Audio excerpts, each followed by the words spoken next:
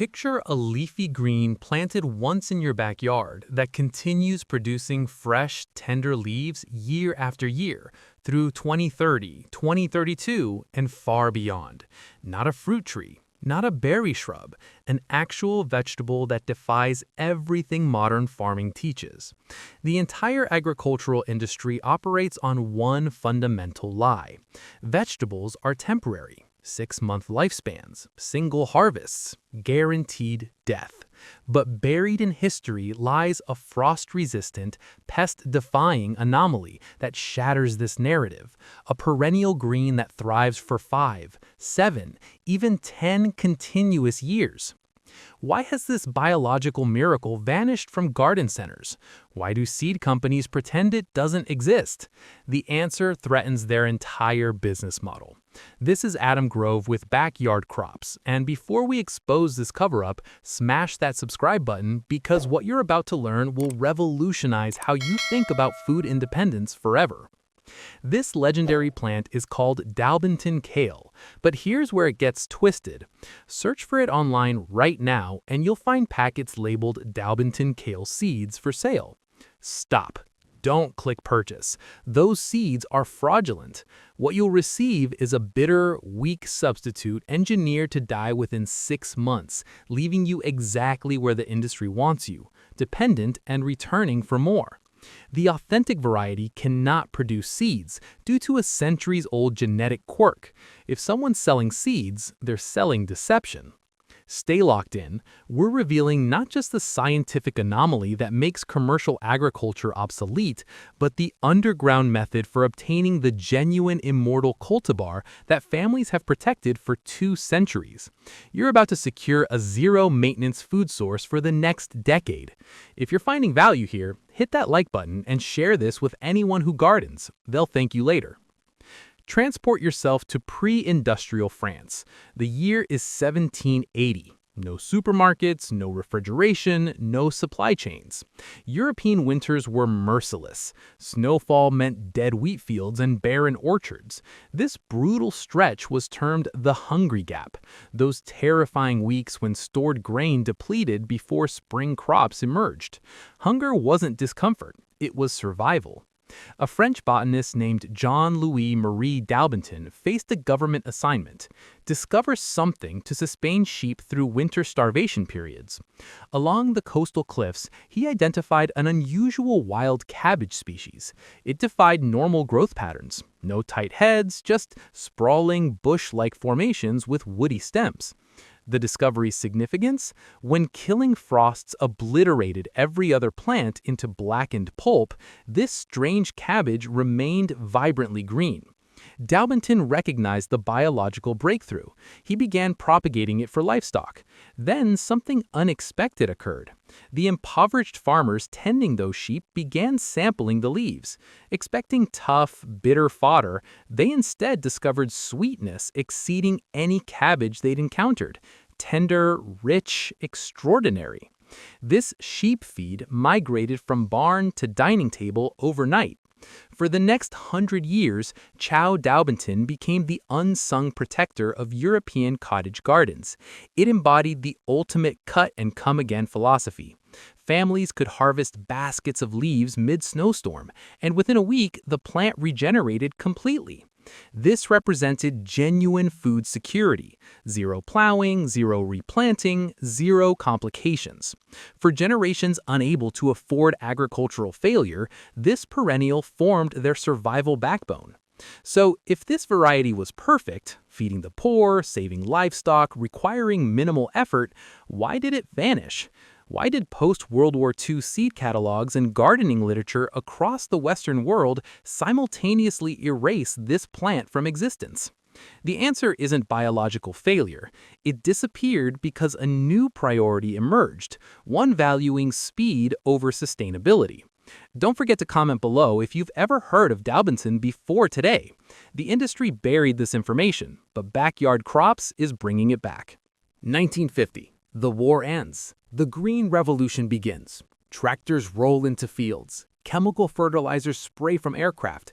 Agriculture's entire purpose shifts instantaneously. Sustainability becomes irrelevant. The new religion, yield per hour. In this mechanized system, Daubenton Kale became incompatible. Modern farming depends on clear-cutting protocols, massive combine harvesters cutting everything simultaneously, tilling soil, replanting.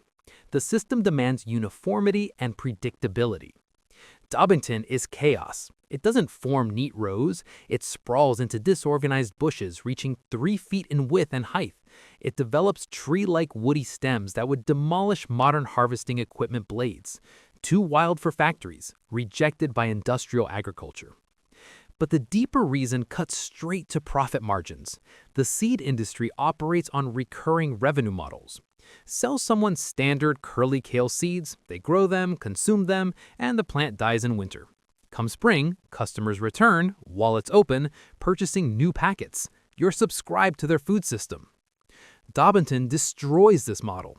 Sell someone a Daubenton plant in 1955, and they're still harvesting and propagating freely in 1965 and beyond. They never need corporate seeds again. To agribusiness, a vegetable that refuses to die isn't a product, it's a competitive threat. Too beneficial for consumers means bad for business, so they erased it, removed from catalogs, excluded from agricultural curricula, buried alive. They replaced it with annual varieties genetically programmed to bolt, flower, and die rapidly, trapping you in endless buying and planting cycles. They gambled on collective amnesia. For 50 years, they won. But they miscalculated. They assumed modern hybrids would prove scientifically superior. When botanists recently resurrected this ancient cultivar for laboratory analysis, the results humiliated the contemporary food industry. Why does a 200-year-old plant outperform today's high-tech hybrids? It's all in the root architecture. Annual vegetables in your current garden are sprinters, shallow root systems because they operate on months-long lifespans. They inhabit the top 6 inches of soil, desperately demanding water and fertilizer. Miss one July watering, they wilt immediately. Daubenton is a marathon runner. Living for years, it establishes massive deep perennial root networks. These roots penetrate hard-pan clay layers, diving into subsoil where minerals remain locked away from surface plants. It's literally mining nutrients annual varieties cannot access: calcium, magnesium, iron. It extracts them and concentrates them into the leaves. Consuming Daubenton isn't just eating fiber, you're eating a multivitamin the plant spent 5 years extracting from deep earth. But the genuine revelation, the reason for that opening warning, is its sugar content, measured in Brix levels. Most plants have one biological imperative: reproduction. They funnel energy into flowers and seeds. When kale starts flowering, leaves turn bitter as the plant redirects sugar from foliage to seed production. True Daubenton is sterile. Due to an ancient genetic mutation, it lost easy flowering capability. It rarely produces seeds. Sounds like a defect? It's a superpower. Unable to make seeds, it has nowhere to send sugar, so it stores all that energy, all that sweetness, all those nutrients in the leaves. It remains permanently vegetative. This explains why Daubenton leaves are sweeter, nuttier, and lack that sulfurous cabbage funk plaguing modern kale. It's perpetually youthful, even when chronologically old. This brings us back to the scam. Because the plant is sterile, it doesn't produce seeds naturally. If you see Daubenton seeds for sale, ask yourself, how did they obtain seeds from a seedless plant? Answer: they didn't. They're selling hybrids, fakes, that will flower, turn bitter, and die within 1 year. Science confirms Daubenton's power lies in sterility. But this creates a paradox. If there are no seeds and you can't buy it, how do you obtain it? Simple. Stop thinking like a consumer. Start thinking like a cultivator.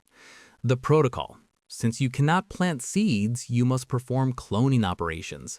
Daubenton propagates through cuttings. You're literally creating genetic copies from living parent material. First, find the source. Commercial nurseries won't help. You need the underground network. Search permaculture groups, heritage seed libraries, local food forest communities. There's a network of growers keeping this plant alive outside corporate systems. Request a Daubenton cutting. Once you obtain a simple 4-inch stem, follow this exact process. Strip bottom leaves, leaving only top growth. Push that bare stem directly into moist soil. Bury it deep, approximately halfway up the stem. Critical rule: keep it shaded. Sun is the enemy of rootless plants. Within 3 weeks, magic occurs. Dormant nodes on the buried stem activate and explode into roots. You've successfully created a clone. Plant this clone in your garden. Give it space. Remember, it becomes a bush. Then do nothing. Seriously, the biggest mistake modern gardeners make with Daubenton is overcaring. Don't overwater, don't baby it. This plant survived French winters and world wars without assistives. Let it struggle slightly. Struggle drives roots deeper. Deeper roots create sweeter leaves. Within 1 season, you'll have a massive bush. When you want more plants, snap off a branch and repeat the process. 1 plant becomes 10. 10 becomes 100. Perpetual free food. This isn't just about growing vegetables. It's about breaking dependency cycles corporations spent decades engineering. It's about rediscovering agricultural wisdom intentionally buried. The most powerful food technology on Earth doesn't require patents or corporate permission. Knowledge isn't lost, it's simply waiting for people willing to preserve it. If you're ready to join this movement, if you're ready to grow the vegetable that never dies, subscribe to Backyard Crops right now. Hit that notification bell because we're exposing more buried agricultural secrets the industry doesn't want you discovering. Share this video with anyone passionate about food independence. Like it to help this information reach beyond the algorithm suppression. Comment below about your experience with perennial vegetables. The revolution doesn't start in fields, it starts in backyards, your backyard. This is Adam Grove reminding you that the future of food is actually rooted in the past, and it's time to reclaim it.